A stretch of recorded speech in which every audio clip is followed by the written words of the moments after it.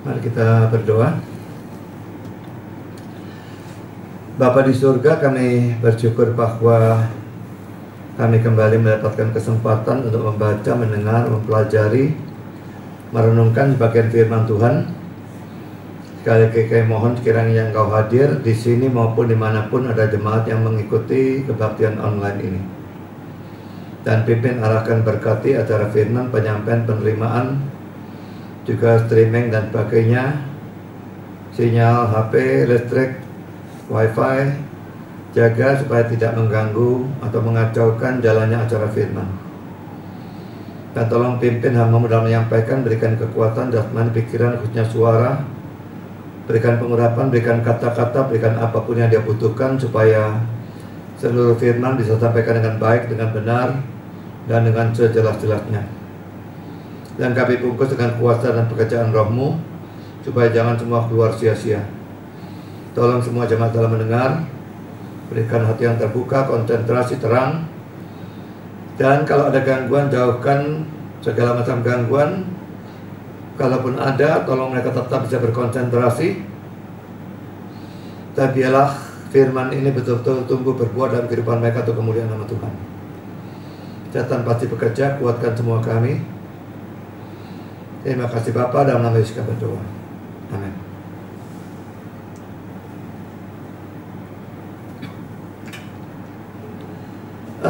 Kita session yang ke-8 ya, dari seri Daniel pasal 1 Masian. Kita hanya membaca ayat 11 sampai 16 saja.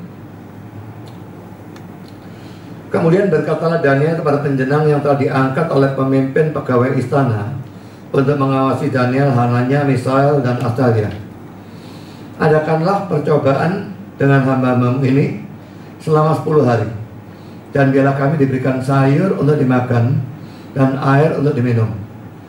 Sesudah itu bandingkanlah perawakan kami dengan perawakan orang-orang muda yang makan dari santapan raja. Kemudian perlakukanlah hamba-Mu ini sesuai dengan pendapat-Mu. Didengarkannya lah permintaan mereka itu.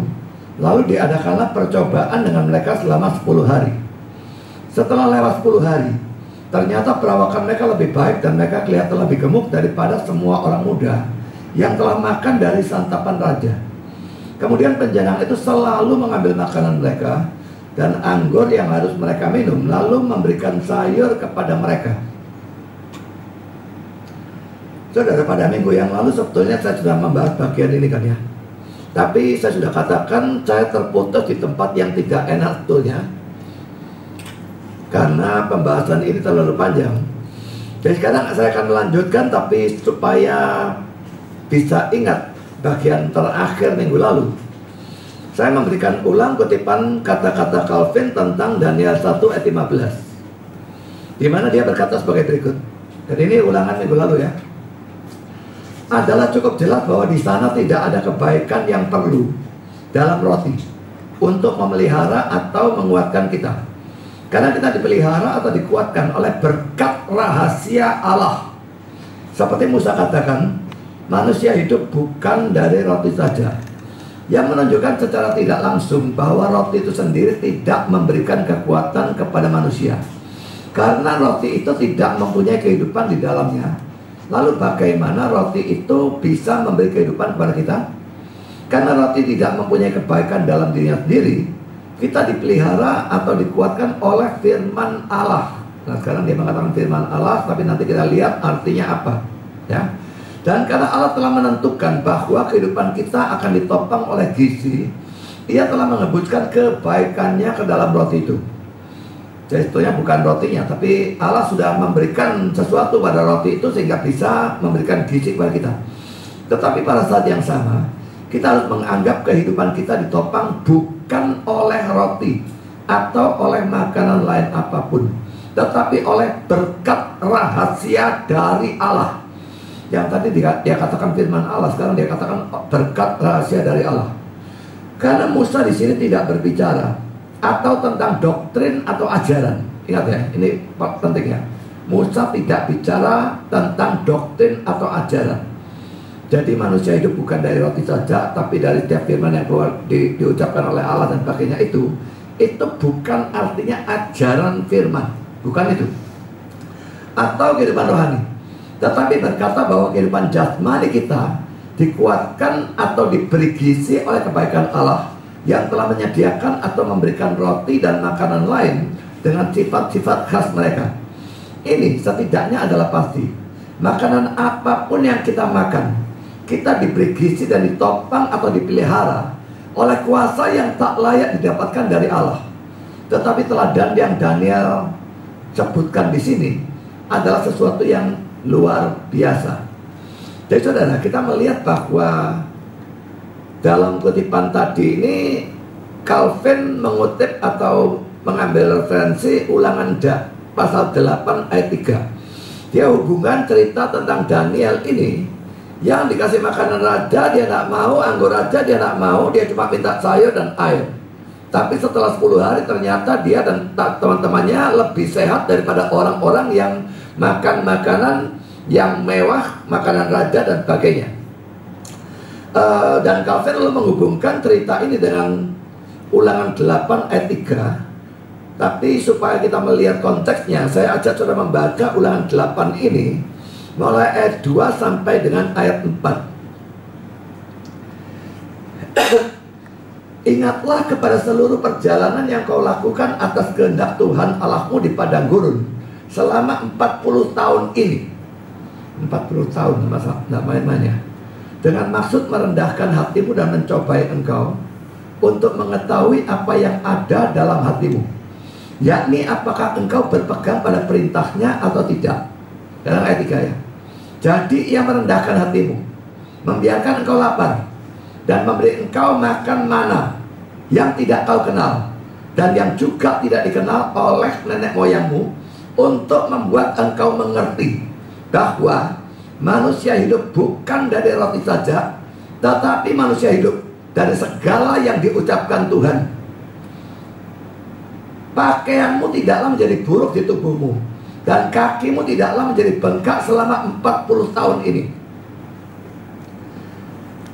Saya akan memberikan beberapa kutipan Calvin tentang Ulangan 8 ayat 3 ini ya. Ini kata-kata pertama. Karena mereka kadang-kadang dibuat menderita kelaparan di padang gurun, ia membuktikan manfaat dari disiplin ini. Karena dengan demikian mereka belajar bahwa umat manusia tidak hidup oleh roti dan anggur saja, tetapi oleh berkat rahasia dari Allah. Tadi kata-kata yang diucapkan Allah, dia katakan di sini berkat rahasia dari Allah. Ini tentu saja tafsiran. Karena sekalipun semua orang mengakui bahwa adalah melalui kebaikan Allah, maka bumi itu subur atau menghasilkan buah, tetap pengertian mereka begitu diikat pada makanan dan minuman, sehingga mereka tidak naik lebih tinggi dan tidak mengakui Allah sebagai Bapa dan pemelihara atau pemberi gizi atau kekuatan. Tetapi sebaliknya, melekatkan Dia dengan cara-cara lahiriah pada mana mereka melekat atau terikat, seakan-akan tangan atau kuasanya dari Dia sendiri dan tanpa alat-alat tidak bisa menghasilkan atau menyuplai apapun. Karena itu, pengertian mereka bahwa buah-buah dari bumi dihasilkan oleh Allah hanyalah merupakan suatu kepercayaan yang dingin, yang hilang dengan cepat dan tidak melekat pada ingatan. Jadi saudara, Ulangan 8 ayat 3 itu jelas tidak bisa diartikan kata-kata yang diucapkan Allah itu sebagai firman Allah, pengajaran firman seperti saya sekarang mengajar. Itu tidak akan cocok dengan konteksnya, saudara bisa lihat sendiri. Jadi Calvin menafsirkan berkat rahasia dari Allah. Apapun yang kita makan, kita bisa sehat atau tidak. Bahkan kalau kita tidak makan apa-apa, kita bisa tetap hidup kalau Allah menghendaki. Sebaliknya, kita makan makanan yang paling sehat bagaimanapun, kalau Tuhan tidak mau memberikan kita kesehatan, kita tidak bisa sehat. Kalau saudara tahu betapa banyak vitamin dan mineral dan macam-macam makanan sehat yang saya makan, saudara bisa bingung tidak karu-karuan. Karena banyak sekali jumlahnya. Dan seharusnya itu semua saya pelajari dan pakainya saya makan mestinya memberikan kesehatan. Kenyataannya tidak.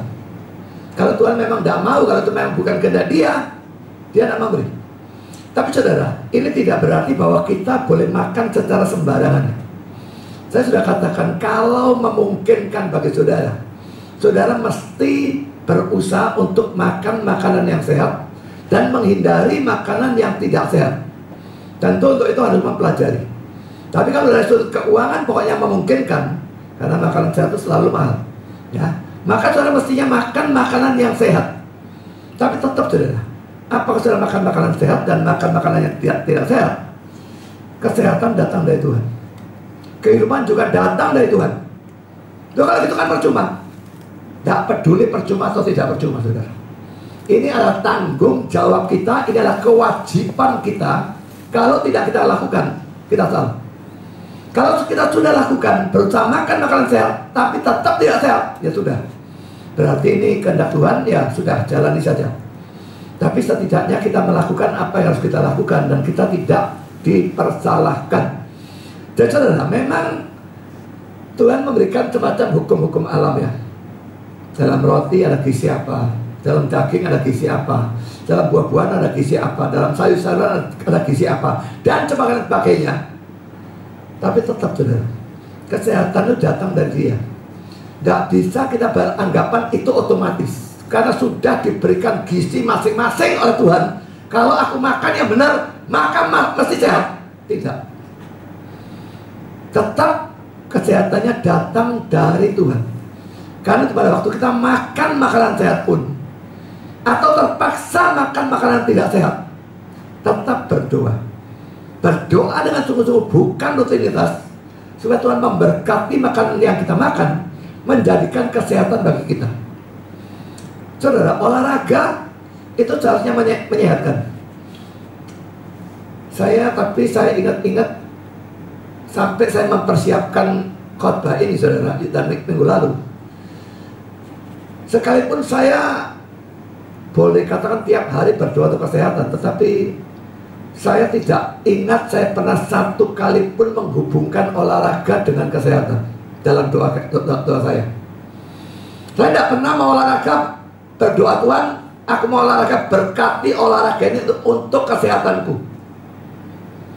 Jadi saudara, secara tidak langsung saya sudah berpikir otomatis terjadi, aku olahraga, aku sehat.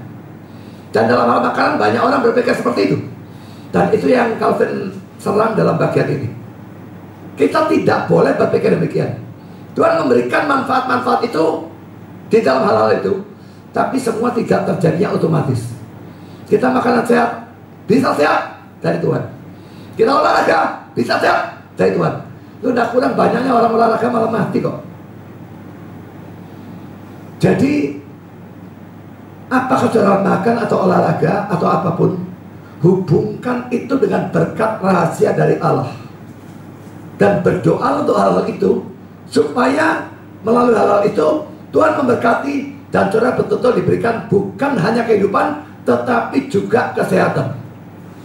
Kan saya lanjutkan dengan kutipan selanjutnya, kata-kata Calvin tentang Ulangan 8 ayat 3. Mayoritas dari umat manusia berpikir tentang Allah seakan-akan ia dibuang jauh-jauh. Dia sudah berikan gizi dan sebagainya itu, lalu dia sudah tidak ikut campur gitu ya. Dan tinggal dalam ketidakaktifan, seakan-akan ia telah mengundurkan diri dari jabatannya di surga atau langit dan bumi. Dan karena itu muncullah kepercayaan pada kelimpahan mereka saat ini. Banyak makanan kok kelimpahan, mereka percaya pada itu. Sehingga mereka tidak memohon kebaikannya. Tidak. sehingga mereka mengabaikannya sebagai tidak berguna. Dan pada waktu suplai yang biasa dicabut atau dihilangkan, mereka sama sekali putus asa. Seakan-akan tangan atau kuasa Allah saja tidak cukup untuk pertolongan mereka.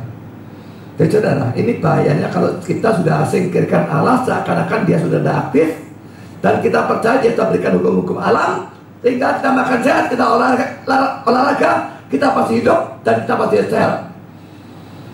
Pada waktu hal-hal ini dicabut, karena kita percaya pada hal itu, maka kita sama sekali putus asa.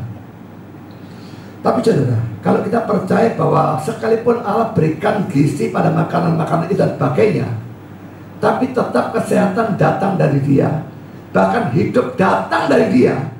Kalau semua ini dicabut oleh Tuhan, kita tetap bisa hidup kalau Dia mau kita hidup. Kita tetap bisa sehat kalau Dia mau kita sehat.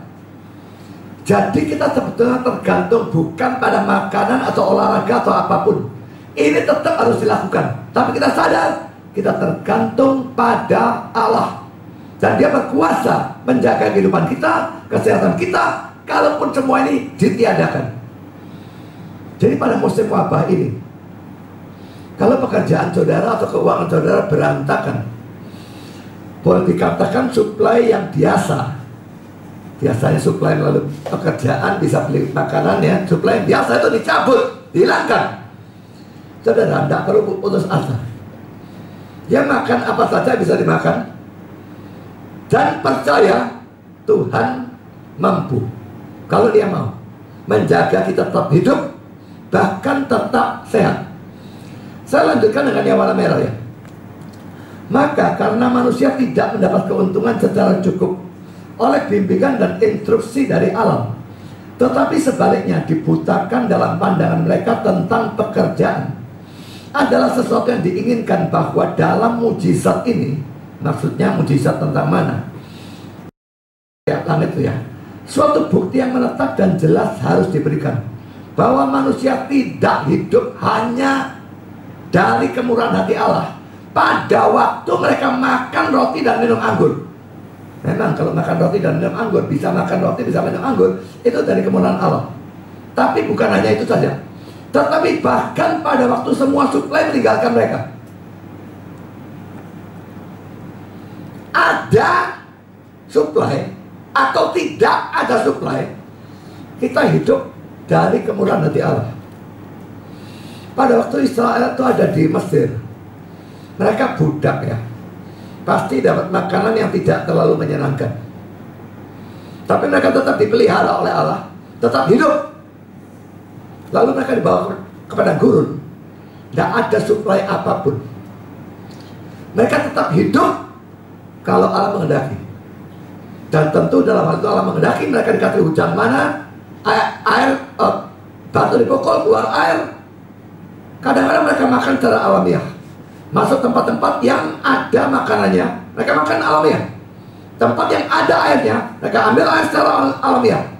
Tapi pada waktu semua tidak ada, betul-betul padang gurun yang gersang, maka mereka tetap bisa dipelihara oleh Allah. Ada hujan malam setiap hari, dan juga minuman diberikan, batu karang dipukul, keluar air, dan sebagainya. Jadi saudara, apakah ada makanan atau tidak, ada suplai atau tidak, kita hidup atau tidak, kita sehat atau tidak, itu tergantung kemurahan hati Allah. Jadi saudara, dalam kasus wabah ini, kalau saudara tidak terpukul ekonominya, dan tetap bisa makan, minum, berolahraga dan sebagainya dengan baik, tetap bersandarlah pada kemurahan hati Allah. Dan kalau saudara terpukul ekonominya, akhirnya bisa makan cuma super mie dan sebagainya, maka tetap juga bersandarlah pada kemurahan hati Allah dalam urusan kehidupan dan kesehatan saudara. Dalam kelimpahan, dalam kekurangan, selalu tetap bersandarnya kepada Allah, karena memang kesehatan kehidupan datang dari Dia. Dia bisa menggunakan makanan, Dia bisa tidak menggunakan itu, langsung berikan kepada kita. Mari kita lihat kata-kata David selanjutnya. Tetap komentarnya tentang Ulangan 8 ayat 3. Sekalipun di sana ada ketajaman atau kekasaran dalam kata-kata ini, itu, tetapi artinya jelas bahwa hidup manusia tidak terletak pada makanan mereka, tetapi bahwa, nah sekarang dia pakai istilah yang lain lagi, pengaruh Allah cukup untuk pemeliharaan mereka. Kadang-kadang pakai berkat rohani, pakai pengaruh Allah. Sekarang ini pengertian dari setiap kata yang diucapkan oleh Allah itu ya. Jadi saudara, hidup manusia tidak terletak pada makanan mereka, tapi bahwa pengaruh Allah cukup untuk pemeliharaan mereka. Pengaruh Allah ini bisa dilakukan mujizat, seperti misalnya janda di Sarfat yang bersama dengan Elia dipelihara. Lalu Elia di tepi sungai Kerit juga burung gagak berikan daging, bisa. Tapi bahkan saudara, kalau Musa dan Elia itu pernah puasa total 40 hari 40 malam tanpa makan ataupun minum. Yang pasti itu Musa tanpa makan ataupun minum. Dan ada kemungkinan Musa 2 kali 40 hari, karena turun dia marah melihat Israel sembah berhala, pecahkan batu tuh, naik lagi 40 hari lagi. Jadi ada kemungkinan dia 80 hari. Tidak ada kemungkinan saudara, secara alamiah orang tanpa makan minum 80 hari bisa hidup. Tapi kenyataannya Musa hidup kan. Jadi Tuhan tidak ciptakan mujizat di atas dalam bentuk makanan dan minuman, tidak. Tapi dia ciptakan mujizat langsung dalam diri Allah, dalam diri Musa. Tanpa makan, tanpa minum, dia tetap tidak mati dan dia tetap sehat. Jadi saudara, pengaruh Allah, kehendak Allah, itu yang penting. Karena dalam segala hal berdoa dalam urusan ini. Saya lanjutkan.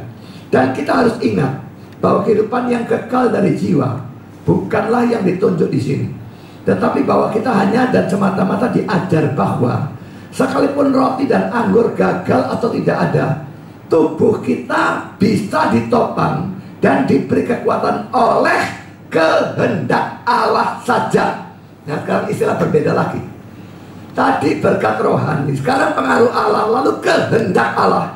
Dan memang saudara, setiap kata yang keluar dari mulut Allah itu oleh Calvin ditafsirkan sebagai kehendak Allah. Tidak ada makanan, tidak ada minuman. Kalau Allah menghendaki kita hidup, kita hidup.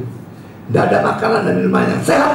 Kalau Allah menghendaki kita sehat, maka itu bisa terjadi. Semua tergantung kehendak Allah.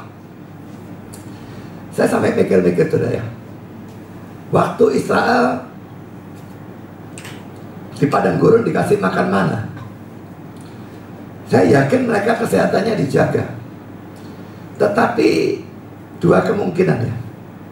Mana itu memang sudah diciptakan oleh Tuhan dengan sebagai suatu makanan yang dipenuhi gizi yang cukup untuk manusia, sehingga mereka makan lalu mereka sehat. Atau mana itu sebetulnya dah sembarangan makanan lah, ya pokoknya dalam rasa bisa dimakan. Tapi kalau seandainya dicek secara medis, sebetulnya bukan makanan yang bisa memberikan kesehatan, tapi dia berkati sedemikian rupa sehingga tetap memberikan kesehatan kepada Israel. Kita tidak tahu yang mana benar karena Alkitab tidak menjelaskan. Tapi yang jelas saudara, dari poin Allah berikan mana di padang gurun di mana tidak ada suplai apapun, jelas kehidupan mereka tergantung kehendak Allah.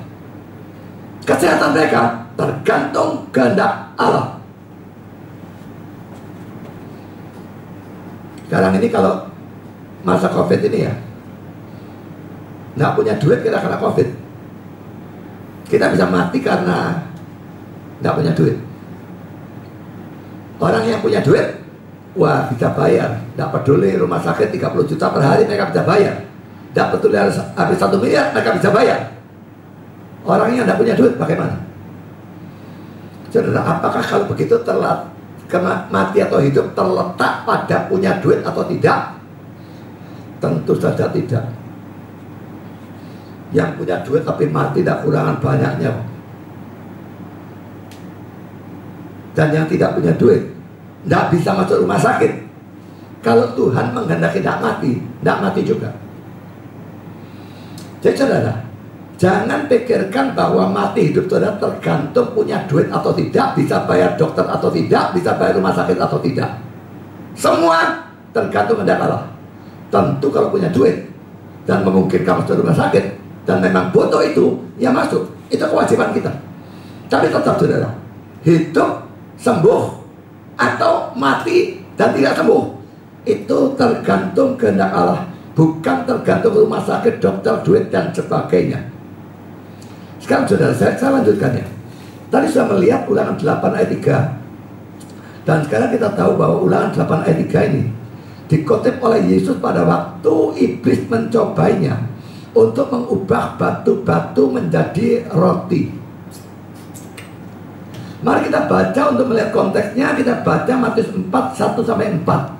Baru dalam ayat 4 Yesus mengutip kata-kata Musa di dalam Ulangan 8 ayat 3 tadi. Maka Yesus dibawa oleh roh ke padang gurun untuk dicobai iblis.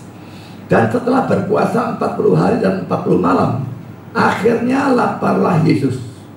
Lalu datanglah si pencoba itu dan berkata kepadanya, jika engkau anak Allah, perintahkanlah supaya batu-batu ini menjadi roti.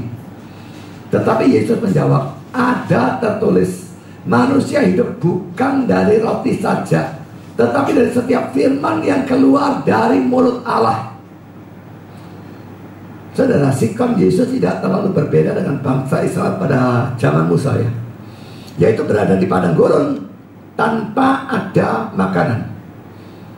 Sekalipun dia memang sengaja berpuasa 40 hari 40 malam, tetapi pada saat itu dia harus makan, kecuali dia kepingin bunuh diri.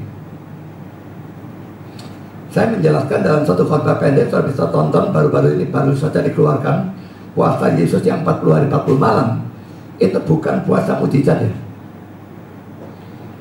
Itu puasa normal.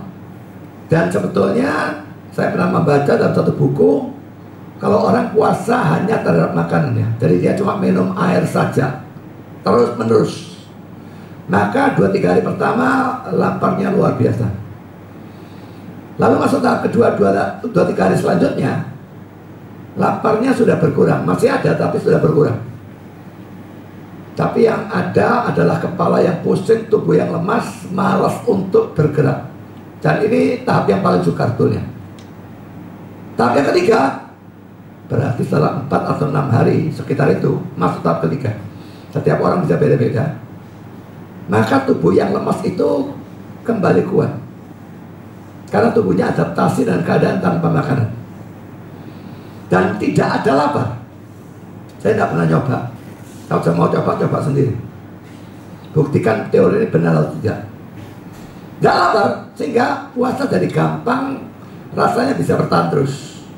Tapi kalau teruskan tahap ketiga itu, pada satu titik laparnya atau balik lagi luar biasa. Dan itu pertanda lemak dalam tubuh itu habis katanya. Dan kalau diteruskan, kita menjurus pada starvation, mati kelaparan. Jadi saudara, Yesus makanya ditulis ya di dalam ayat 2 tadi ya. Dan setelah berpuasa 40 hari dan 40 malam, akhirnya laparlah Yesus. Berarti setelah 40 hari itu Yesus sampai pada titik itu. Tidak boleh diteruskan, bunuh diri. Dan setan menggoda pada titik yang pada saat yang tepat. Dia tahu saat Yesus harus makan, maka dia katakan, kalau kamu anak Allah, ubah batu-batu itu jadi roti. Tapi saudara, mari kita membaca komentar Calvin berkenaan dengan pencobaan iblis yang pertama ini. Ini komentar Calvin tentang Matius 4 ayat 4. Ia mengutip pernyataan bahwa manusia tidak hidup dari roti saja, tetapi dari atau oleh berkat rahasia dari Allah. Nah, kembali pada istilah semula lagi ya. Jadi setiap kata yang diucapkan Allah, dia gunakan macam-macam istilah. Jadi kami menyimpulkan bahwa iblis membuat suatu serangan langsung pada iman dari Kristus, dengan harapan bahwa setelah menghancurkan imannya, ia akan mendorong atau mengarahkan Kristus pada metode yang tidak sah dan jahat untuk mendapatkan makanan. Dan pastilah ia menekan kita dengan sangat keras pada waktu ia berusaha membuat kita tidak mempercayai Allah dan mempertimbangkan keuntungan kita sendiri dengan suatu cara atau jalan yang tidak diizinkan oleh firman-Nya. Karena itu, arti dari kata-kata itu adalah pada waktu kamu melihat bahwa kamu ditinggalkan oleh Allah, kamu didorong atau didesak oleh kebutuhan untuk mengurus dirimu sendiri, maka sediakanlah untuk dirimu sendiri makanan yang tidak Allah suplai untuk kamu. Sekalipun iblis mempertahankan kuasa ilahi Kristus untuk mengubah batu-batu menjadi roti, tetapi tujuan satu-satunya yang ia punyai adalah untuk membujuk Kristus untuk menyimpang atau meninggalkan firman Allah, dan untuk mengikuti pengarahan atau perintah dari ketidaksetiaan atau ketidakpercayaan. Saudara, ini berlaku untuk Kristus pada saat itu. Dia harus makan, kalau enggak dia mati. Itu teori kesehatan. Tetapi kalau Allah menghendaki dia tetap hidup, bisa atau tidak? Tentu bisa. Makanya Yesus waktu disuruh ubah batu jadi roti, dia jawab, manusia hidup bukan dari roti saja, tapi dari setiap firman yang keluar dari mulut Allah. Dia artikan ini, Calvin artikan ini, tetapi tergantung kehendak Allah. Tidak peduli aku puasa 40 hari, titik ini sebetulnya diteruskan menjurus pada mati kelaparan. Tapi kalau Allah menghendaki aku untuk hidup, aku tetap hidup. Tidak peduli puasanya tak teruskan. Aku tidak mau menempuh cara tidak sah. Kenapa tidak sah, saudara? Yesus mengubah roti, batu menjadi roti, mengapa tidak sah? Dalam sepanjang Alkitab, saudara, Yesus tidak pernah menggunakan kuasanya untuk kepentingannya sendiri. Tidak pernah ada. Selalu untuk kepentingan orang lain, tidak pernah untuk kepentingan sendiri. Dan dia tidak diberikan izin oleh Allah ubahkan batu menjadi roti. Kalau wah, tidak ada makan, wes sak sukailah. Nah, itu yang banyak yang dilakukan orang kan. Zaman wabah, tidak ada duit, wah sak sukanya, pokok dapat duit. Harus ngotel, harus nyuri, harus rampok, harus korupsi, harus apa saja, tidak peduli. Pokoknya dapat duit. Nah, maka saudara, dalam kasus seperti ini, dalam kasus di mana saudara kurang duit karena wabah atau karena peristiwa apapun, belajar dari hal ini, saudara. Yesus digodai, dia tidak mau. Dia tetap percaya, dia hidup atau tidak hidup, itu sesuai kehendak Allah, tergantung kehendak Allah, dan bukan tergantung adanya roti. Dan dia tidak mau menempuh cara yang tidak karu-karuan yang diusulkan oleh setan. Kalau kita, repotnya kita seringkali mau ya, tidak ada cara lain. Kita matanya tertutup, tidak melihat pada Allah, kuasanya, kehendaknya yang tetap memungkinkan kita hidup kalaupun tidak ada kebutuhan hidup apapun. Dan kita tempuh seadanya cara. Yesus tidak. Dia tetap percaya, mati hidupku di tangan Bapakku, bukan tergantung ada roti atau tidak ada roti. Saya lanjutkan, saudara. Kutipan selanjutnya tentang komentar Calvin berkenaan dengan Matius 4 ayat 4. Karena itu, jawaban Kristus adalah cocok. Manusia hidup bukan dari roti saja.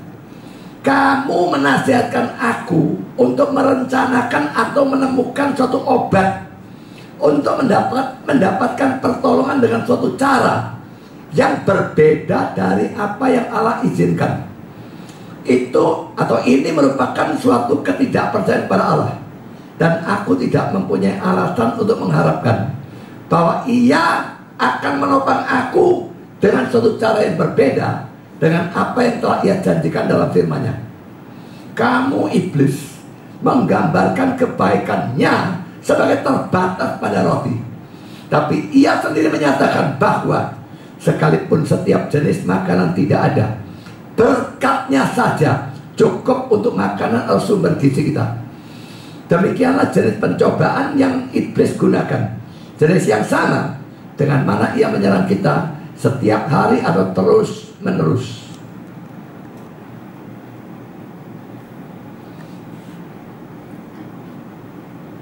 Sudah banyak saya kira kita lihat ya, orang yang punya duit, punya makanan sehat dan sebagainya, kalaupun sakit bisa membiayai dokter, mendadak mati. Sebaliknya, orang yang sakit, yang dokter sudah katakan umurmu tinggal 2 bulan, ternyata tidak mati-mati. Itu sering terjadi dan sangat bisa terjadi. Saya tidak bilang selalu terjadi, tapi kalau alam menghendaki, itu bisa terjadi lagi. Saudara tidak punya makan, kelaparan pun, kalau alam mau saudara hidup, bahkan mau saudara sehat, dia bisa.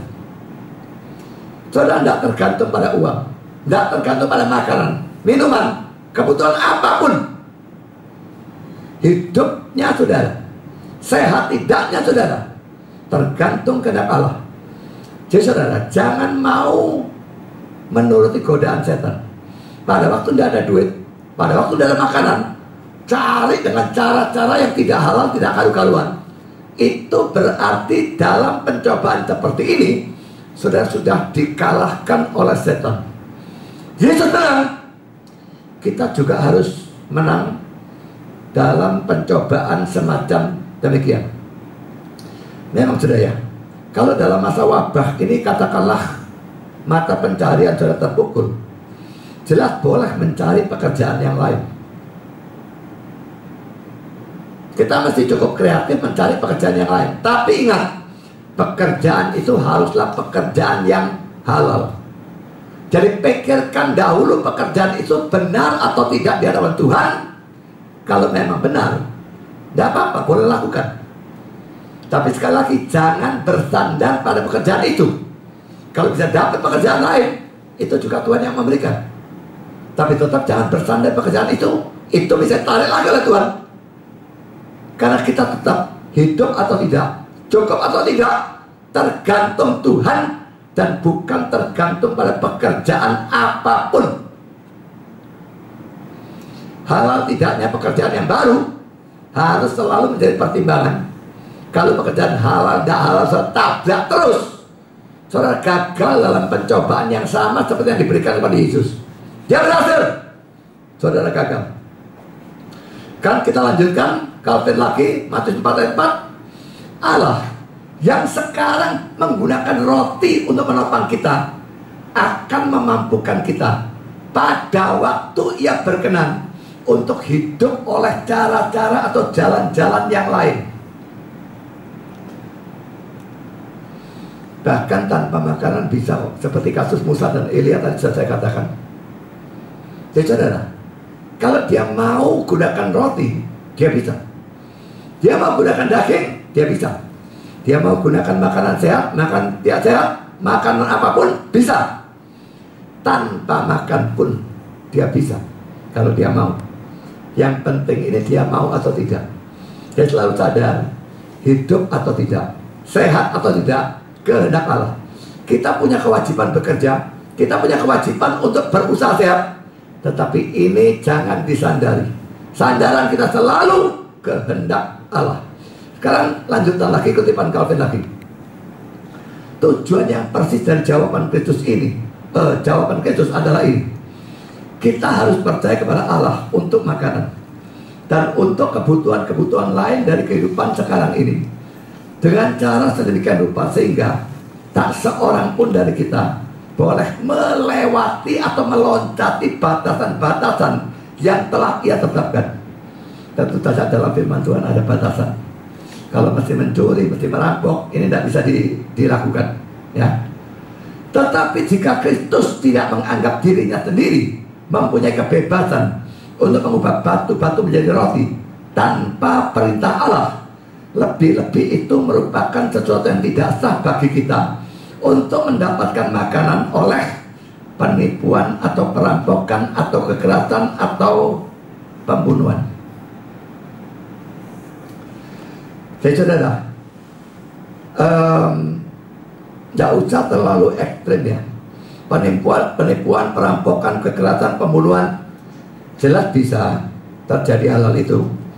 Tapi dalam tingkat yang lebih enteng ya, itu yang malah lebih tidak terlihat.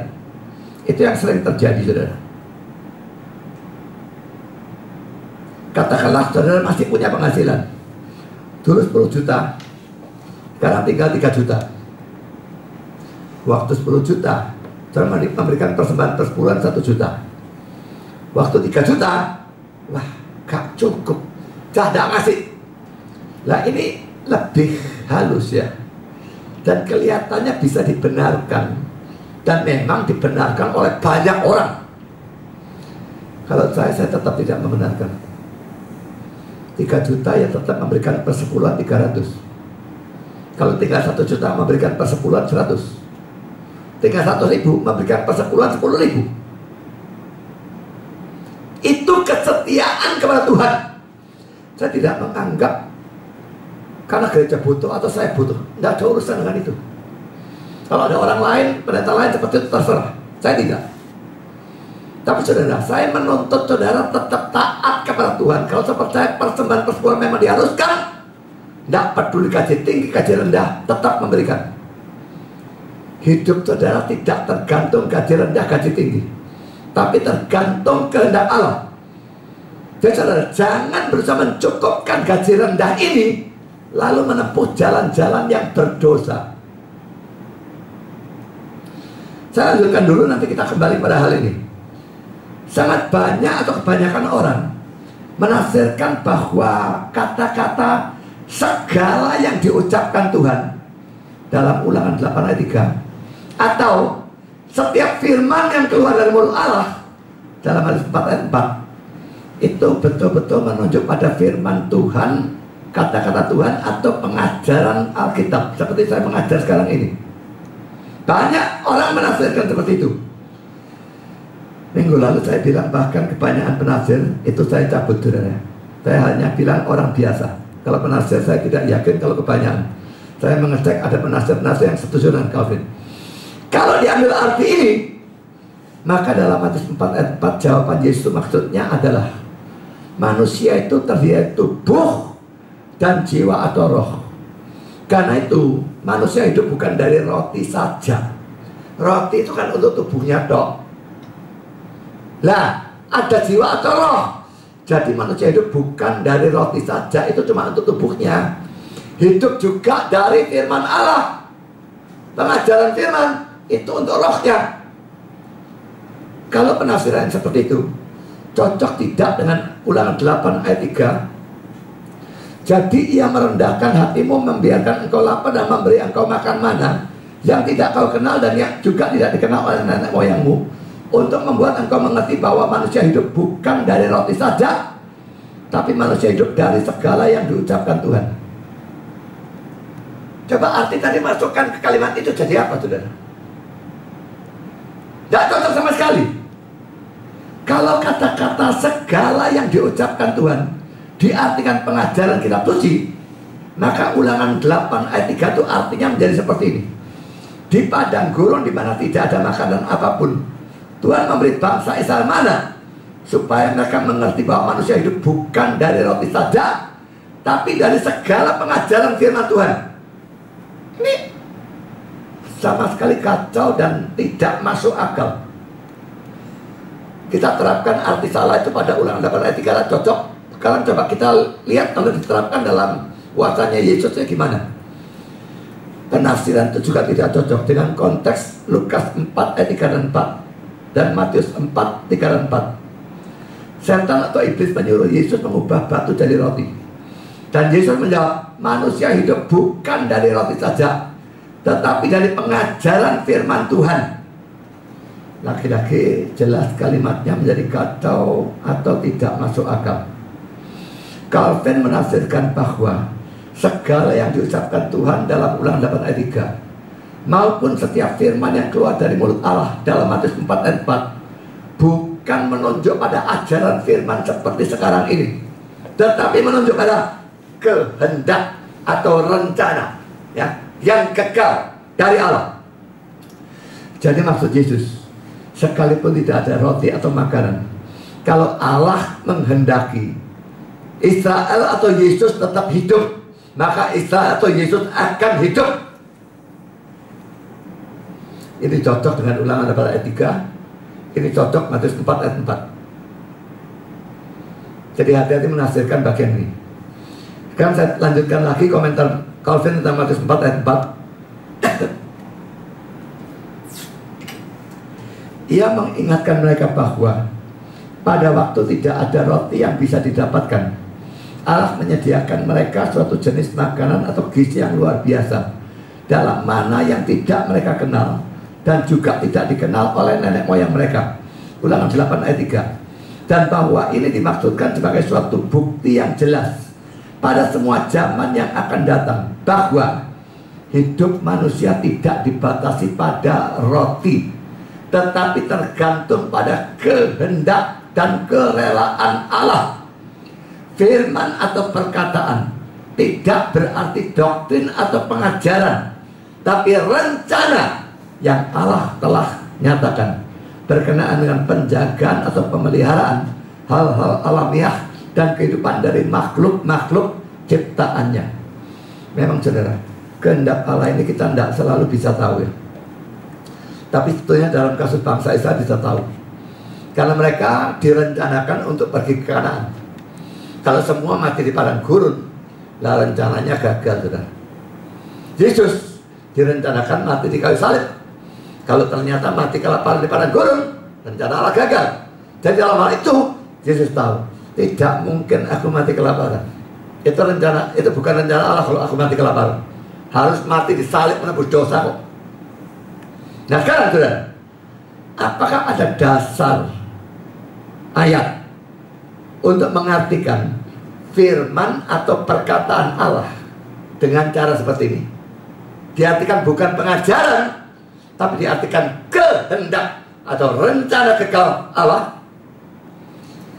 Mari kita lihat kata-kata Calvin tentang Matius 4 ayat 4. Ini dasarnya dia ya. Dengan cara yang sama, sang rasul, dia orang kuno, dia anggap yang nulis surat Ibrani itu Rasul Paulus.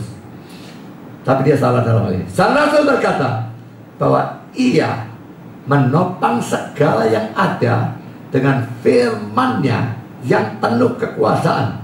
Ibrani 1 ayat 3. Artinya seluruh dunia atau alam semesta dipelihara dan setiap bagiannya dijaga pada tempatnya oleh kehendak dan ketetapannya yang kuasanya di atas dan di bawah, tersebar di mana-mana. Mari kita baca ayat ini.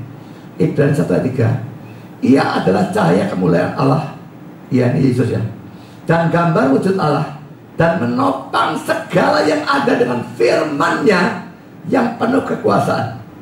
Kalau firman betul-betul diartikan firman atau pengajaran, bagaimana Yesus menopang segala yang sudah tercipta itu ya? Alam semesta dicipta, ditopang oleh firman-Nya. Bagaimana? Tetap ada gitu ya. Dia perintahkan, hei jangan hancur, jangan hilang, jangan musnah, tetap ada. Begitu?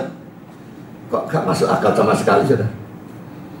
Jadi saudara, kata firman di sini ditafsirkan Calvin sama seperti menafsirkan setiap kata yang keluar dari mulut Allah. Sebagainya dalam Ulangan 8 ayat 3 dan Matius 4 ayat 4. Kata firman menunjuk pada kehendak Allah. Kehendak Allah yang menopang segala ciptaan itu, sehingga ciptaan itu tetap ada sampai kehendaknya menghendaki semua hancur kiamat nanti. Selama kehendaknya menganggap belum waktunya kiamat, semua tetap ada. Jadi firman di sini diartikan kehendak Allah. Jadi kalau di sini bisa demikian, Maka Matius 4 ayat 4 dan Ulangan 8 ayat 3 bisa dibenarkan kalau kata-kata setiap kata yang keluar dari mulut Allah diartikan sebagai kehendak Allah. Saudara, kata-kata sekarang saya bahas lagi ya, yang tadi ya. Bukan hidup dari roti saja menunjukkan bahwa Musa maupun Yesus bukannya sama sekali mengabaikan roti atau makanan sebagai penopang hidup kita. Tuhan sudah berikan gizi dalam makanan itu untuk menopang kita. Kalau keadaan normal, ya tetap makan, saudara. Makan itu biarpun tetap bersandar Tuhan, tapi makan itu penting. Tidak bisa dalam keadaan normal, oh hidup mati tergantung kehendak Allah, tidak usah makan. Itu kegilaan, saudara. Hyper Calvinis. Tidak ada hal seperti itu. Bukan sama sekali diabaikan. Tapi bagaimanapun di dalam kita menilai roti atau makanan kehendak Allah, ini yang di tempat pertama. Dan seandainya semua disingkirkan, kehendak Allah ini cukup untuk menopang kehidupan kita. Calvin mengatakan bahwa semua ini mengajar kita dua hal. Pertama, bersyukur kepada Allah, tidak peduli dengan cara apapun atau melalui Dia menyuplai pemeliharaan kita. Apakah ada orang bantu saudara, atau gereja membantu saudara, atau apapun caranya, asal bukan cara yang melewati batasan firman ya. Kalau nyuri, ngerampok itu lain cerita. So dipelihara dalam masa kesukaran oleh cara apapun yang tidak salah, maka kita tetap bersyukur pada Allah. Tidak peduli dia pakai orang, pakai gereja, pakai apapun, bersyukur kepada Tuhannya. Kedua, kata Calvin, sekalipun alat-alat yang dunia gunakan, ada yang kurangnya, untuk menopang kita ini gagal, kita tetap bisa mengharapkan kehidupan dari Dia sendiri saja atau dari kehendaknya. Memang dalam kasus di mana kita tidak tahu kehendaknya, harapan kita belum tentu terjadi. Tapi kalau kita pokoknya tidak ada makanan, tidak ada apapun yang menyupport kita untuk hidup, kita tetap bisa berharap kepada Allah untuk kehidupan. Kalau kehendaknya pas, cocok dengan kemauan kita itu, pemikiran atau pengharapan kita, maka kita akan hidup.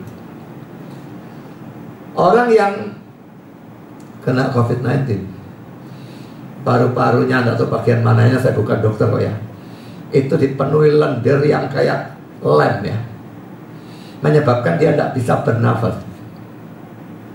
Maka itu mesti dipasangi ventilator.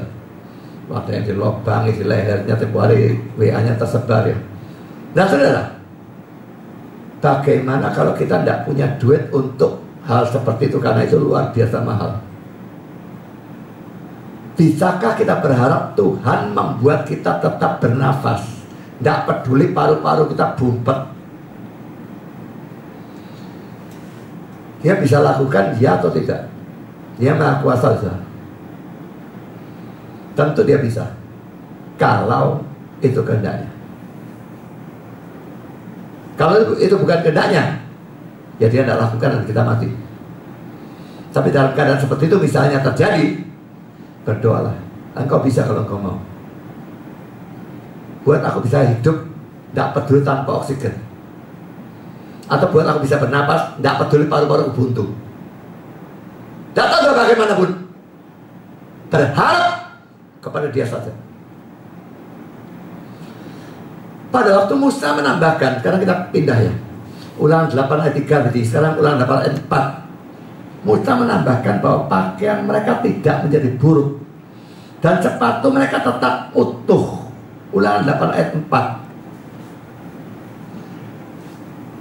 Ini kata-kata Calvin ya. Soalnya sepatu mereka tetap utuh bukan dalam Ulangan 8 ayat 4, tapi nanti kita lihat ya.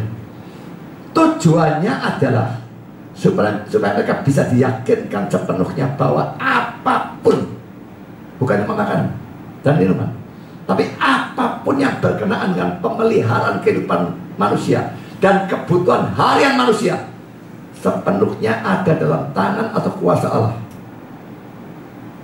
Ini sebetulnya saya ambil dari Calvin, tapi saya tidak kopas. Dari saya gunakan kata-kata itu saya sendiri. Nah, mari kita baca Ulangan 8 ayat 4.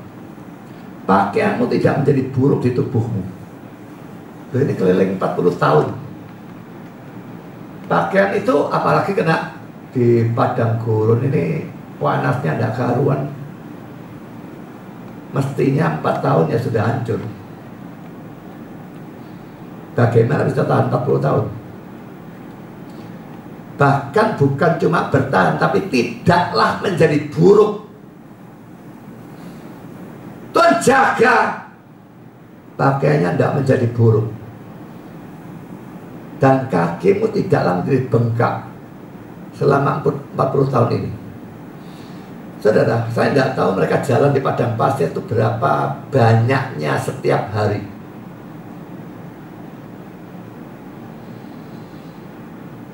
Pasti cukup jauh, karena mereka memang orang yang terbiasa jalan. Tidak ada mobil, sepeda motor dan sebagainya. Paling-paling bisa naik kuda, tapi jelas bangsa Israel yang 2-3 juta pada saat itu tidak mungkin naik kuda. Jalan. Kalau katakanlah misalnya 10 km tiap hari, kakinya tidak jadi bengkak.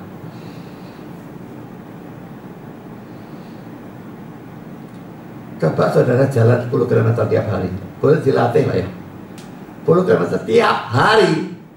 Tambah lagi kalau perlu. Dan lalu coba itu di padang pasir. Pasir diinjak ambles. Panas. Kok saya kepingin lihat kaki saudara bengkak atau tidak. Nah sekarang saudara, kenapa Calvin bilang sepatu mereka tetap utuh? Itu tidak ada dalam Ulangan 8 ayat 4. Tapi adanya di dalam Ulangan 29 ayat 5. 40 tahun lamanya aku memimpin kamu berjalan melalui padang gurun. Pakaianmu tidak menjadi rusak di tubuhmu, dan kasutmu tidak menjadi rusak di kakimu. Nehemia 9 ayat 21.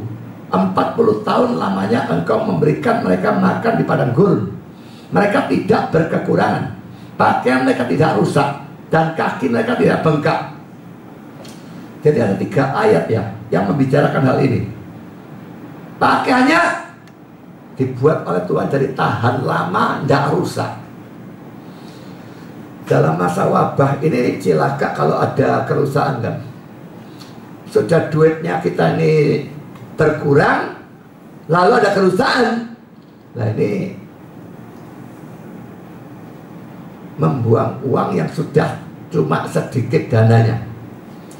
Maka bisa kita berdoa, Tuhan jaga pakaianku, jaga pakaiannya anak-anakku, sepatunya jangan rusak. Nek rusak, pertama belinya butuh duit, kedua belinya pergi ke toko, itu memungkinkan ketularan COVID-19. Kita berdoa seperti itu. Dan bukan hanya untuk pakaian dan sepatu, bisa berdoa untuk hal-hal yang lain. Karena kalau kita buka kerannya potel, kita beli. Jaga semua perkakas rumah ini Tuhan, supaya tidak usah beli. Kalau saya punya mobil atau motor, jaga mobil motorku, supaya dalam masa wabah ini tidak ada kerusakan apapun, sehingga aku tidak usah beli onderdil atau keluar uang yang sudah tinggal dikit. Tuhan bisa kabulkan kalau itu kehendaknya. Tuhan bisa tidak kabulkan, tapi dia tetap cukupi, itu bisa. Nah, saudara, apakah mereka di padang gurun ini memang sama sekali tidak punya pakaian sebagai ganti? Itu belum tentu juga ya. Pertama, waktu mereka keluar dari Mesir, mereka minta bangsa Mesir diberi segala macam, pasti mencakup pakaian. Dan juga mereka bawa ternak. Ternak ini kulitnya bisa dibuat menjadi pakaian. Jadi ada pakaian, tetapi tetap untuk 40 tahun itu tidak mungkin mencukupi. Jadi kata-kata itu artinya lebih dari sekedar mereka dicukupi dalam pakaian dengan menggunakan kulit dan pakaian. Tidak. Tuhan memang melakukan mujizat sehingga pakaian dan kasut atau sandal mereka menjadi tahan lama dan tidak sobek ataupun rusak.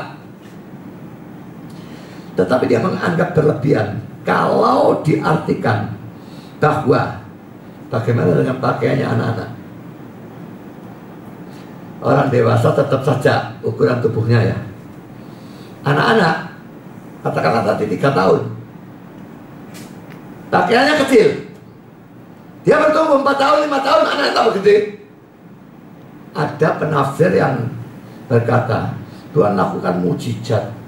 Pakaiannya tumbuh ikuti pertumbuhan anaknya, seperti rumahnya siput bertambah besar mengikuti pertumbuhan siputnya. Nah, Kyle Endels menganggap ini berlebihan kalau diartikan seperti itu. Jelas ada mujizat. Tuhan menjaga pakaian mereka dan sebagainya. Dia bisa lakukan untuk mereka pada saat itu. Dia bisa lakukan juga kalau dia mau untuk kita pada zaman sekarang.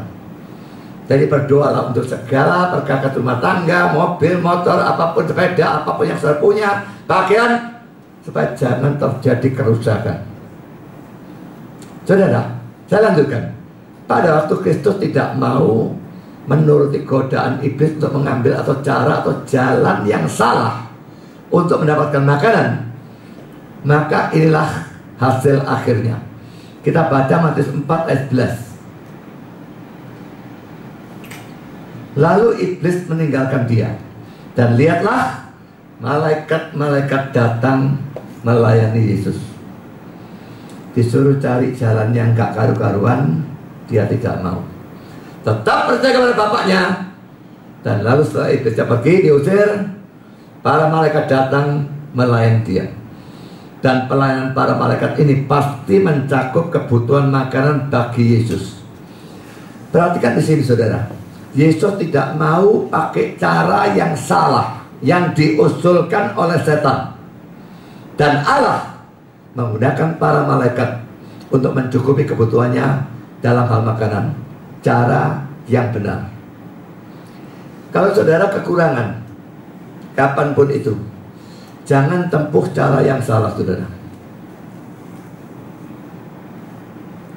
Itu usul dari setan yang saudara ikuti. Tetaplah percaya pada Tuhan, berdoa dan bersandar hanya pada kehendak Tuhan. Dia akan mencukupi saudara dengan caranya sendiri yang adalah cara yang benar. Jadi saudara, kita sudah mempelajari 3 kasus. Pertama kasus Daniel dan kawan-kawannya yang karena mau mentaati Tuhan, mereka pilih hanya makan sayur dan air, bukan makanan raja dan anggur raja. Tapi dengan berkat Tuhan mendapatkan kesehatan yang lebih baik dari orang-orang lain yang makan dan minum makanan dan anggur raja. Kedua, kasus bangsa Israel di padang gurun yang sekalipun tidak ada makanan dicukupi oleh Allah dengan mana. Kalau Allah menghendaki mereka hidup, mereka hidup. Kalau Daniel dan kawan-kawannya dikehendaki sehat, mereka sehat. Ketiga, kasus Yesus di padang gurun yang tidak mau menuruti godaan iblis untuk menggunakan cara yang salah untuk mendapatkan makanan, yang lalu dicukupi oleh Bapaknya melalui pelayanan para malaikat. Jadi saudara, kalau kurang, jangan cari cara yang salah.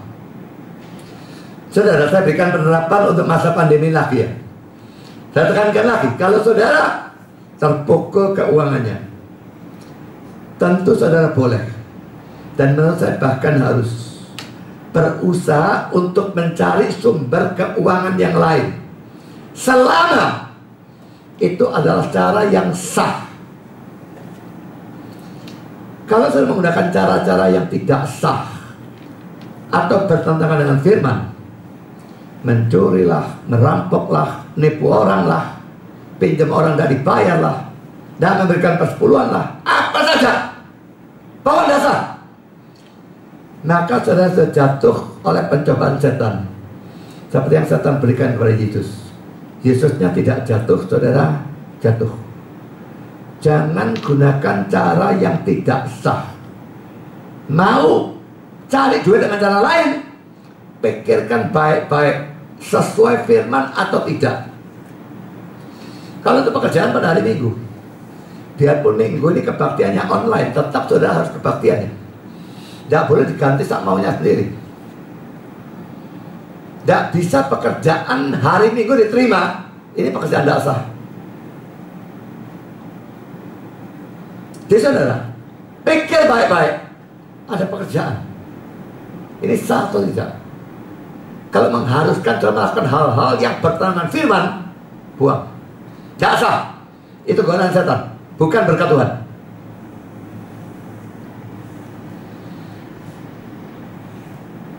Hal yang lain saudara, pendeta-pendeta ini banyak yang terpukul.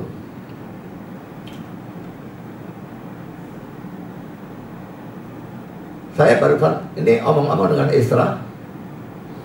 Gerejanya Isra maupun gereja ini Tuhan berkati, sehingga persembahan masuk dari orang-orang luar. Dan gereja Isra maupun gereja ini tetap saldo, tiap bulan saldo. Tapi tidak semua gereja seperti itu. Saya mendengar satu GKI penghasilannya atau income-nya itu turun 40%. Sampai kalau tidak salah pelatih paduan juara atau apa itu dihentikan gajinya. Toh dia tidak ngelatih juga, tapi dihentikan ini, lalu dia mesti makan dari mana gitu ya. Ditentang tempo hari sampai bilang semua pendeta-pendeta harus minta sendiri gajinya di-cut. Nah, di-cut 30% dan 10%, tidak tahu berapa, saya sukanya, pokoknya harus minta di-cut. Saya tidak tahu bagaimana income dalam gerejanya Pak Tong, kok sampai harus mengajukan seperti itu. Tapi ya gereja mewah itu membutuhkan pemeliharaan duit sangat-sangat besar. Nah, banyak pendeta yang lalu biasanya hidup dari gereja, gerejanya tidak ada income sama sekali. Apalagi kalau gereja ini di daerah pedalaman dan sebagainya. Bagaimana mereka mau mengadakan kebaktian online? Lalu jemaatnya sudah mempersembahkan duit, ya bagaimana? Sebetulnya jemaatnya wajib tetap mendukung gerejanya. Tapi tidak semua jemaat mau lakukan itu. Dia sendiri mungkin kepucing karena duitnya tidak ada kok. Nah, pendeta-pendeta ini lalu cari duit. Yang kekurangan ini lalu cari duit. Tidak masalah saudara, pendetanya kekurangan lalu cari duit. Bahkan dia lalu lakukan pekerjaan sekuler pada waktu terpaksa. Menurut saya itu tidak masalah kalau memang terpaksa. Ingat orang-orang Lewi zaman Nehemia, karena orang-orang tidak memberikan persembahan per bulan, mereka tidak ada makan, mereka lari ke ladangnya masing-masing kerja. Itu kerjaan sekuler jadinya. Dipaksa kerja sekuler karena jemaat tidak mau memberikan persembahan persepuluhan. Mereka sih tidak disalahkan. Kalau memang tidak ada pelayanan, pekerjaan sekuler, pokoknya pikirkan itu dosa atau tidak dosa. Minggu yang lalu saya ceritakan ya, pada waktu saya geger dengan istri dan dipecat dari gereja dan sebagainya, dan pelayanan saya dihancurkan, saya tidak punya duit. Ada orang-orang yang memberikan saya persembahan, tapi saya pikir saya tetap tahu-tahu ditawari satu pekerjaan dalam tanda petik. Pekerjaan apa saudara? Jualan obat kuat. Pada waktu itu saya pikir, pendeta jual obat kuat ini benar atau tidak? Didengar sepintas lalu, rasanya di kuping gak enak ya. Pendeta jual obat kuat. Tapi saya pikir, salahnya di mana, saudara? Kalau saya jual obat kuat, saya jualannya, saya tidak pernah nipu orang. Misalnya obat ini bisa ini, itu kan biasa ya. Orang, wah kemampuannya obat ini. Enggak. Saya beritahukan obat ini cuma untuk ini. Seperti seharusnya. Enggak pernah mau bohongi orang. Tentu ngambil untung.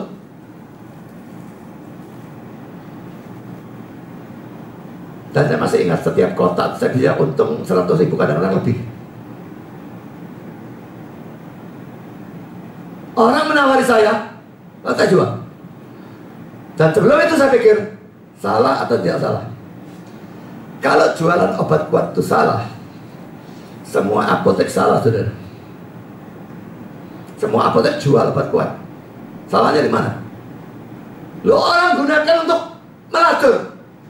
Lo kalau dia gunakan untuk melacur, salahnya dia. Saya kan nggak jual gunakan untuk melacur, saya nggak bilang gitu kan.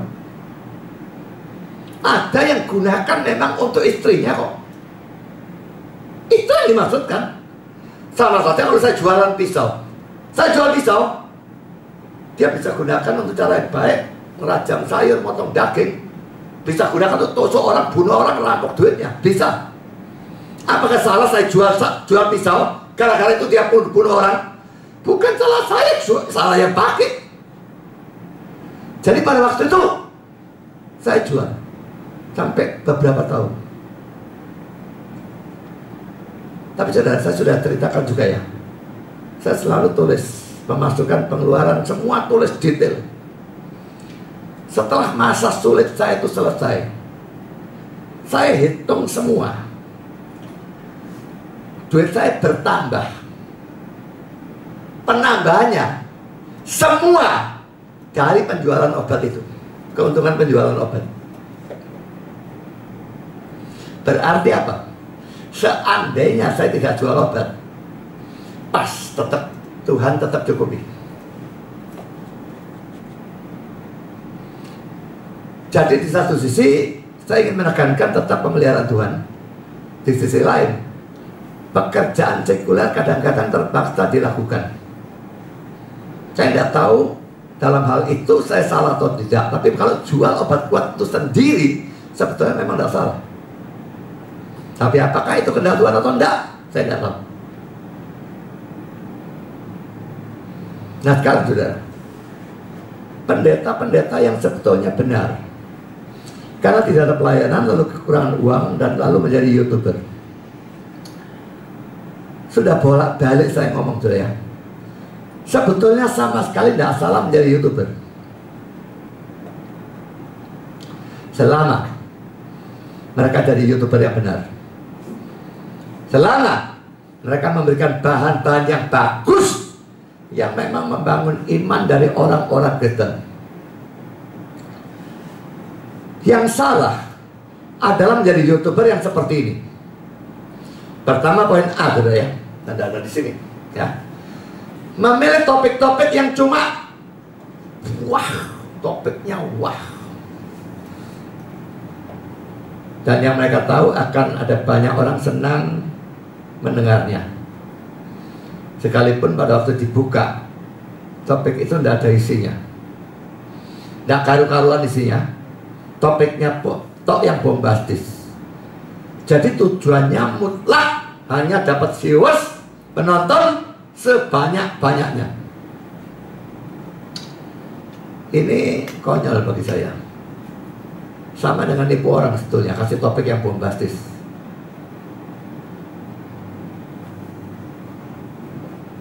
Lalu poin B, mengizinkan YouTube memasukkan iklan di tengah-tengah khotbah atau pengajaran firman. Kalau mereka sedang berkhotbah secara biasa ya, apakah mereka senang kalau ada interupsi?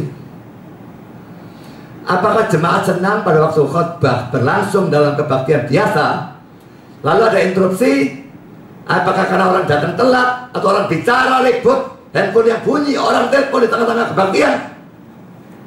Tentu tidak kalau pendeta atau jemaatnya waras. Tentu tidak senang, bukan? Lalu mengapa mengizinkan YouTube untuk memasukkan iklan di tengah-tengah khotbah? Dan banyak iklan laginya. Iklan di YouTube itu bisa diatur tempatnya. Kalau saya tidak mau iklan sama sekali, ya memang tidak dapat duit. Tapi bisa diatur tempatnya. Dan kita minta, kami di sini ya, masukkan YouTube. Saya sudah instruksikan Chandra, tak mau di tengah-tengah khotbah. Masukkan pada awal atau akhir. Tidak di tengah-tengah khotbah. Memang kita dapat uang lebih sedikit dari YouTube. Kalau di tengah khotbahnya panjang itu ya, kalau khotbah saya 1,5 jam, ini bisa ada banyak iklan. Tapi saya mikir, saya membiarkan firman yang saya beritakan diinterupsi beberapa kali. Itu kurang ajar terhadap firman dan terhadap Tuhan. Saya pilih dapat uang yang lebih sedikit. Iklan hanya di depan, tengah tidak boleh. Dan kita kebobolan beberapa kali. Tahu-tahu ada laporan orang, video YouTube saya ada iklan di tengah-tengah. Saya cek, saya laporkan Anda. Dan Anda bilang, kok bisa diganti ya? Saya sudah minta di muka. Diubah lagi masalah, buang ke depan semua. Tidak ada di tengah. Kebobolan lagi. Setiap kebobolan itu bukan kesengajaan kami. Dan kami selalu berusaha sepanjang kebaktian, sepanjang khotbah tidak boleh ada iklan. Hanya ada bagian awal dan itu tidak mengganggu khotbah. Kebobolan terjadi beberapa kali, tapi sekarang setahu saya sudah tidak ada.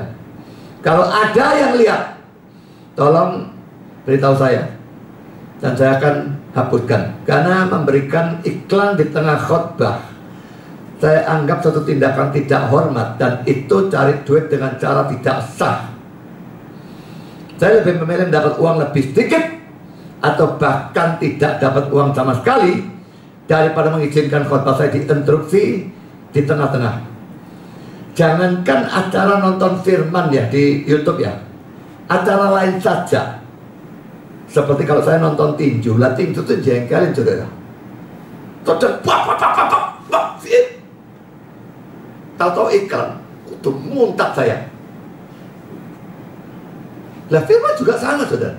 Sedang mau PI, mau kelima, tahu-tahu iklan. Orang bisa masuk neraka, tidak jadi percaya saudara.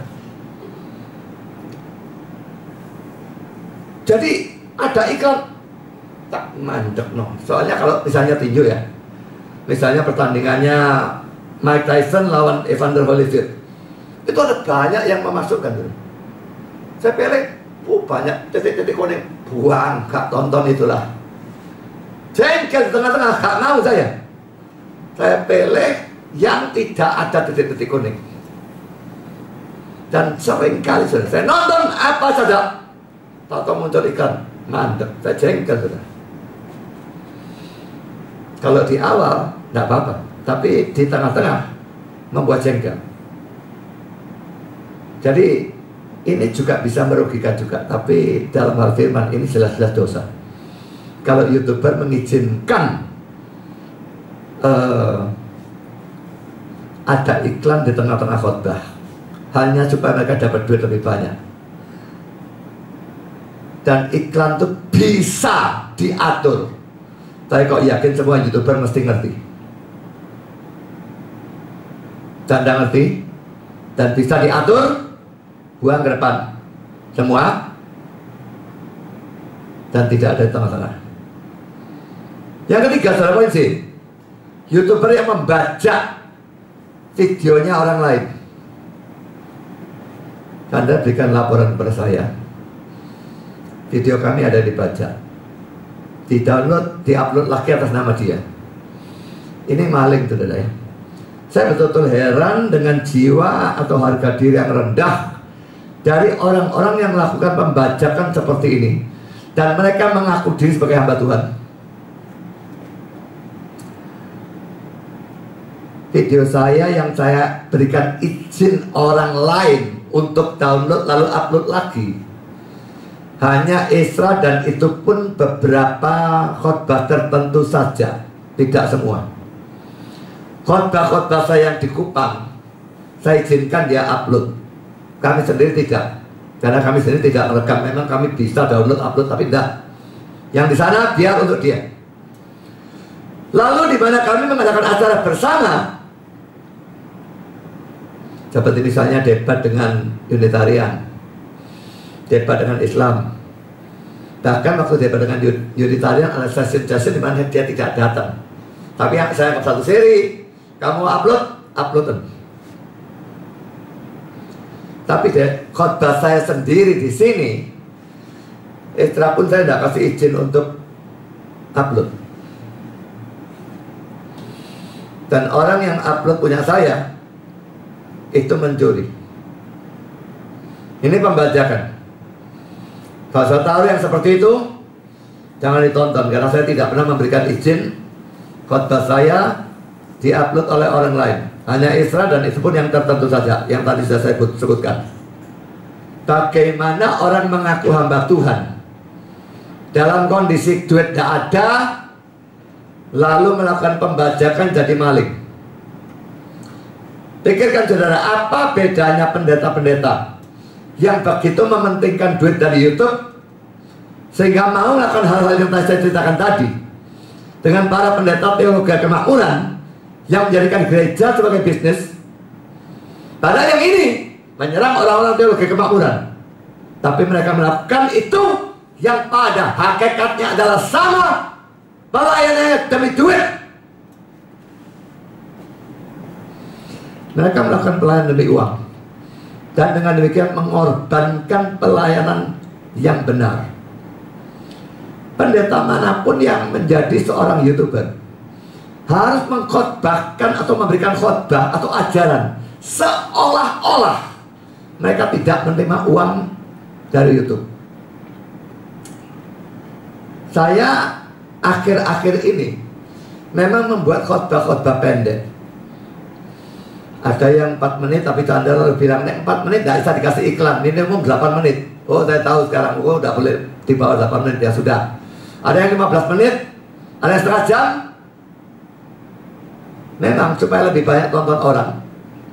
Tapi saya tetap memberikan topik-topik yang saya anggap bermanfaat. Saya tidak berikan topik yang bombastis, bagaimana tidak, tapi bermanfaat. Dan yang khotbah panjang tetap jalan semua, tidak berkurang. Tidak ada yang saya kurangi. Ini 1 jam 22 menit sudah khotbahnya dengan doa tadi.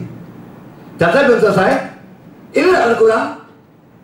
Cuplian dan sebagainya. Tingkat kesukaran panjangnya tidak saya kurangi sama sekali. Tapi saya tambah dalam waktu luang saya. Saya buat khotbah-khotbah pendek, setengah jam, berapa jam, yang berguna. 2 tujuan. Memang untuk dapat duit dari YouTube juga, karena yang pendek lebih cenderung ditonton orang daripada yang panjang. Dan yang kedua, tetap memberkati orang-orang yang bayi rohani itu, saudara. Dengar khotbah yang sesukar sekarang ini dan sepanjang yang sekarang ini, mereka mungkin dengar 5 menit, 10 menit mandek. Tapi kalau dengar yang 15 menit, mereka mau. Kasih 15 menit. Siapa tahu mereka menjadi dewasa imannya, lalu lama-lama mau mendengar yang panjang. Itu pemikiran saya. Tahu saya kebanyakan waktu nganggo di rumah saja, nggak enak. Tapi boleh percaya saya, boleh enggak. Saya nyaris tidak ada sumpah. Karena saya menggunakan waktu itu untuk melayani Tuhan. Saudara yang sumpah karena di rumah saja, coba pikirkan cara dengan mana saudara bisa memuliakan Tuhan, melayani Tuhan. Waktu yang longgar untuk memuliakan Tuhan, melayani Tuhan, Saya percaya Tuhan akan memberkati dengan membuang sumpahnya dan memberikan saudara sukacita dan damai. Jadi saudara, saya tidak ubah yang di sini. Saya berikan topik-topik yang bermanfaat. Seperti yang barusan saya keluarkan kecurangan saksi Yehova dalam menerjemahkan Alkitab mereka. Itu kira-kira topiknya. Dan betul saya bahas kecurangan, saya buktikan. Saya bahas puasa Yesus 40 hari 40 malam. Itu mana kan ya? Tempo hari saya bahas keselamatan orang Sabel. Itu yang cuma 4 menit. Lalu saya barusan buat lagi, belum diupload sama Chandra, bagaimana keselamatan orang yang tidak percaya Tritunggal. Itu kira-kira setengah jam. Jadi saudara, kalau para YouTuber itu mengubah ajaran topik yang mereka bahas tanpa peduli topiknya bermanfaat atau tidak, dengan tujuan satu-satunya mendapat uang lebih banyak dari YouTube, mereka sudah menjadi hamba uang yang tidak beda dengan orang-orang yang mengajarkan teologi kemakmuran. Lagi, kalau mereka tidak berani mengkhotbahkan suatu topik karena mereka berpikir bahwa topik itu akan menyebabkan viewers atau penonton YouTube mereka berkurang, lagi-lagi mereka sudah menjadi hamba uang. Wah, topik ini nyerang orang karismatik misalnya gitu ya. Nanti orang karismatik nggak mau nonton videoku, repot. Wes gak usah lah, gak usah serang lah. Topik ini nyerang orang liberal. Wah, sudahlah, nggak usah. Nanti tidak ada yang mau nonton, nggak usah. Lah ini YouTuber ini hamba uang. Beritakan apa yang saudara harus beritakan. Tujuannya nyenangkan Tuhan, bukan nyenangkan orang. Orang mau ngamuk persetan lah. Kita beritakan kebenaran. Harus tegur dosa. Harus tegur kesalahan. Orang mau marah, mau nak nonton, biar. Saya akhiri khotbah ini dengan 3 buah kutipan. Sir Roger, nama ini tidak tahu bacanya gimana dan bahasa apa saya tidak tahu. Lestrade saya tidak tahu gimana bacanya. He that serves God for money will serve the devil for better wages. Ia yang melayani Allah demi uang akan atau mau melayani setan untuk upah yang lebih baik atau tinggi. Jadi saudara yang melayani Tuhan, saudara tahu motivasi saudara memang duit atau tidak. Saudara jangan pikir hamba Tuhan itu mutlak selalu bisa dipercaya melayani Tuhan bukan karena duit. Terus terang itu bukan godaan yang gampang, apalagi pada saat tidak punya duit. Dan mau jujur, saya dulu pernah jatuh dalam hal seperti itu. Pelayanan saya terima karena saya butuh duit. Tapi sekarang saya tidak mau lagi berusaha untuk tidak lagi jatuh dalam dosa seperti itu. Kalau saya bisa, mengapa yang lain tidak bisa? Tapi saudara, orang yang melayani Allah demi duit akan atau mau melayani setan untuk upah yang lebih baik atau tinggi. Makanya jangan melayani Allah demi duit. Melayani Allah harus karena cinta pada Dia. Melayani Allah harus karena untuk kemuliaannya Dia. Bukan kemuliaan saya, kepopuleran saya, bukan duit, bukan apapun. Kan saya berikan komentar yang kedua. Menurut komentari, orang-orang yang mengorbankan segala sesuatu untuk uang. Ini YouTuber yang asal buat topik supaya laris. Ini mengorbankan kebenaran untuk uang ya. Akan segera mendapati bahwa mereka telah kehilangan hal-hal yang tidak bisa dibeli dengan uang. Orang-orang yang mengorbankan segala sesuatu untuk uang akan segera mendapati bahwa mereka telah kehilangan hal-hal yang tidak bisa dibeli dengan uang. Misalnya, yang jelas, damai dan sukacita itu tidak bisa dibeli. Saudara boleh dapat duit banyak, damai sukacita tidak bakal dapat. Kalau saudara mengorbankan segala sesuatu untuk uang. Kalau saya melayani Tuhan untuk uang, dan uang jadi tujuan utama, tidak peduli viewersnya jutaan, saya tidak bakal punya damai dan sukacita yang sejati. Saya jamin itu. Terus kutipan ketiga, Russian proverb, when money speaks, the truth is silent. Pada waktu uang berbicara, kebenaran diam. Saudara, kutipan terakhir ini merupakan sesuatu yang sering kali terjadi, sangat benar. Saya tahu ada satu persekutuan tempoh hari gereja sebetulnya, dan pendetanya ngajar keselamatan karena iman saja, yang ngajar benar. Nah, di gereja itu ada orang yang kaya. Orang kaya itu debat, gak bisa hanya iman saja, harus perbuatan. Si pendeta mengubah ajarannya, menyesuaikan dengan orang yang kaya itu. Saya tahu orang kaya itu, saya pernah ngajar di rumah dia, rutin. Dia debat, tak debat balas sama saya, persetan lah dia kaya atau tidak kaya, saya tidak ngurus kok. Debat terus, tidak mau mundur belas. Dalam hal apapun, segala sesuatu ditentukan Allah, dia juga tidak setuju, dia debat terus habis-habisan. Saya tidak akan mundur dalam persoalan-persoalan yang saya anggap kebenaran, lalu ubah jadi ketidakbenaran, hanya karena duit, hanya karena dia kaya. Saya tidak mau.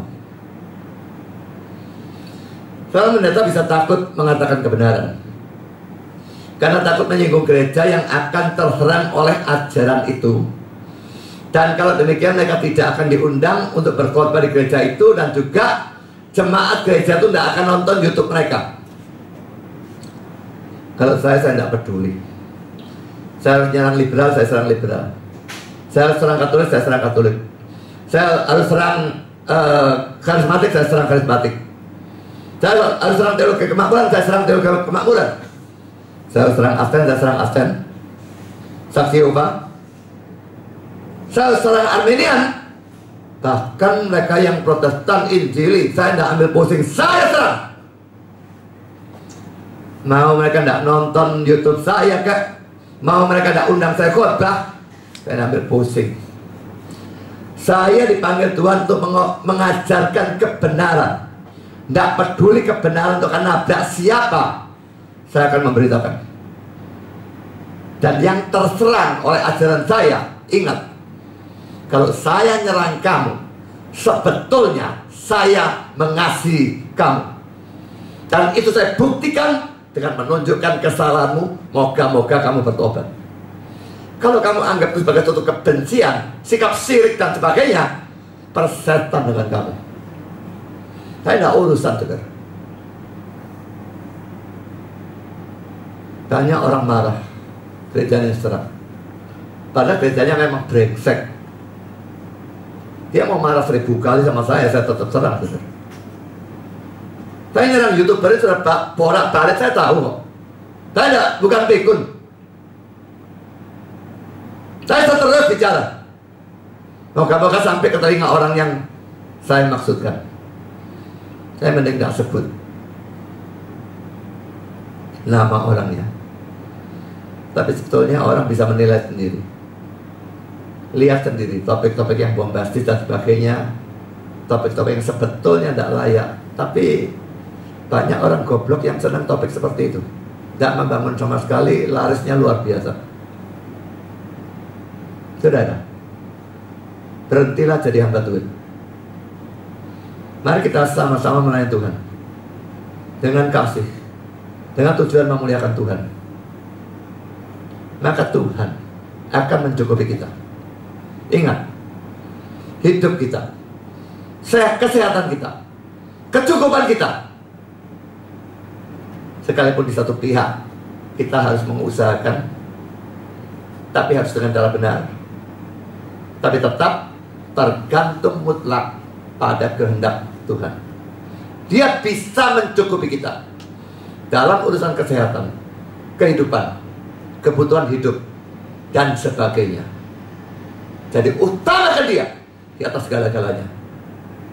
Tuhan memberkati saudara. Amin.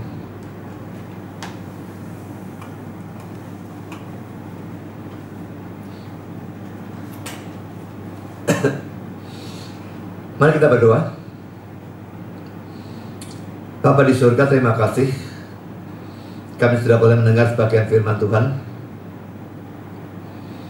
Dan kami belajar bahwa sekalipun kami memang harus berusaha kalau itu memungkinkan, tapi kami harus berusaha dengan cara yang sah atau benar.